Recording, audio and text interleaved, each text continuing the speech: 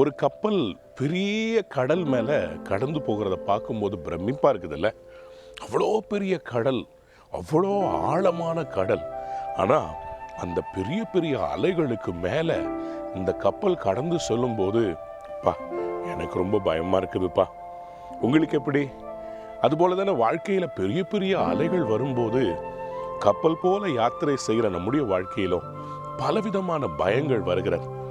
அன்பார்ந்தவுடைய பிள்ளைகளே, இந்த கப்பலை மூழ்கடிக்க யாராலையும் முடியாது, கடவுளாலேயே முடியாதுன்னு சொல்லி RMS டைட்டானிக் என்ற கப்பலை கட்டியவர் சொன்னாராம். 1912 இந்த கப்பலை இங்கிலாந்தில் இருக்கிற சவுத்தாம்ப்டன்லேருந்து நியூயார்க் என்கிற அந்த பெரிய மாநகரத்திற்கு அமெரிக்காவுக்கு அனுப்பி வைத்தார்கள்.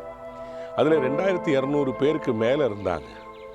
இந்த பெரிய கப்பல் ஒரு பனிப்பாறையில் தட்டுச்சு பாருங்க.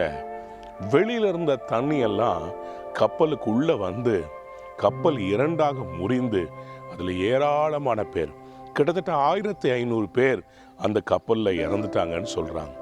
அன்பானவர்களே, பெரிய கப்பலானாலும் சிறிய படகானாலும் அந்த படகோ கப்பலோ தண்ணீர் வெளியில் இருக்கிற வரைக்கும் பிரச்சனை இல்லை.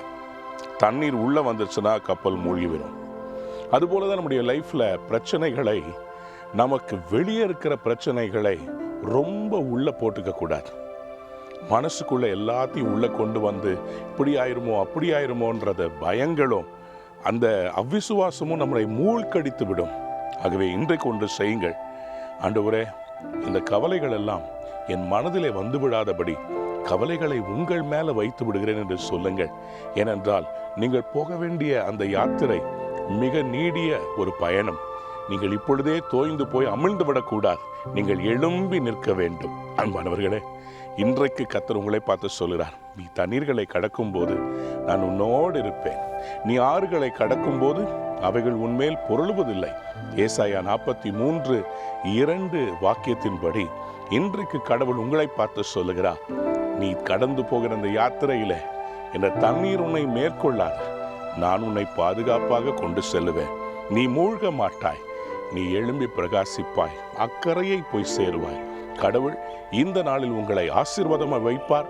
நீங்கள் சேர வேண்டிய துறைமுகம், உங்கள் டெஸ்டினியை நீங்கள் போய் நிச்சயமாக அடைவீர்கள். God bless you. Have a wonderful day.